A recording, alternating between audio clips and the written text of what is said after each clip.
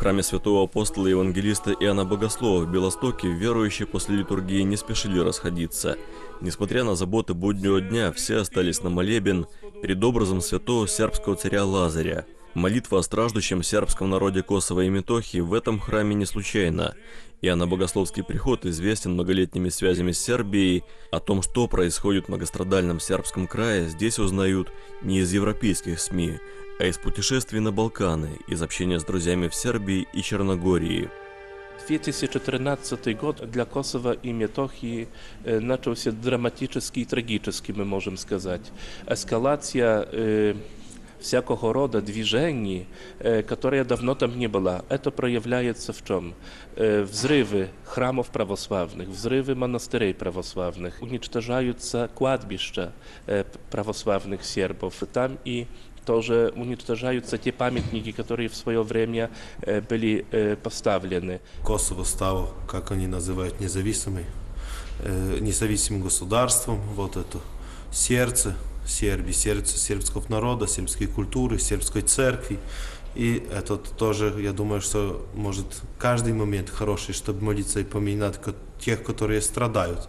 Прежде всего страдают за православную веру, за свое отечество, как они говорят, за крестчастную отечбу незлатную. И сегодня мы прежде всего молитвенно стараемся поддержать народ православный на Косово и Метохии живущий, дабы Господь Бог укрепил внесение их крестов. И мы даже себе сознать не можем, насколько трудно православным христианам жить за проволокой, жить постоянно надеясь на охрану солдат международных квор.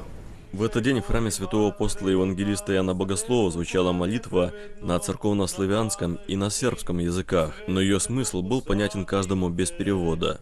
Церкву Твою свету и верне Твои избави от всякого зла, свемочным рукам Твоим помози, Господи.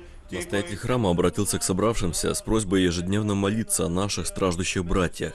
Это первое, что мы можем сделать для них. Отец Марок отметил, что до сих пор мировые СМИ подвергают общественное мнение информационным бомбардировкам о злых сербах, которые не хотят быть законопослушными гражданами новоиспеченного государства с центром в Приштине. Правда, никто не дает на мировые телеканалы новости о вопиющих фактах избиения сербских детей и стариков, о разрушении христианских кладбищ, попытках взорвать храмы и древние обители. В этом случае правду в Польше должны доносить до общества сами верующие. Может, это слишком маленький голос, но помним, что из малых элементов, малых частиц создается что-либо великое, о чем говорят. Благодарю всех, кто пришел к нам. Вижу здесь людей, которые приехали в Белосток за десятки километров отсюда. В любое время, где бы мы ни находились, будем помнить о наших страждущих братьях, которые нуждаются в нашей молитвенной поддержке. Стоит отметить, что православная общественность Польши оказывала сербам не только молитвенную поддержку. Здесь собирали гуманитарную помощь для сербских сел, оказавшихся в гетто. Были собраны значительные средства на восстановление монастыря святых бессребренников Косьмы и Дамиана в Косовском Зочиште.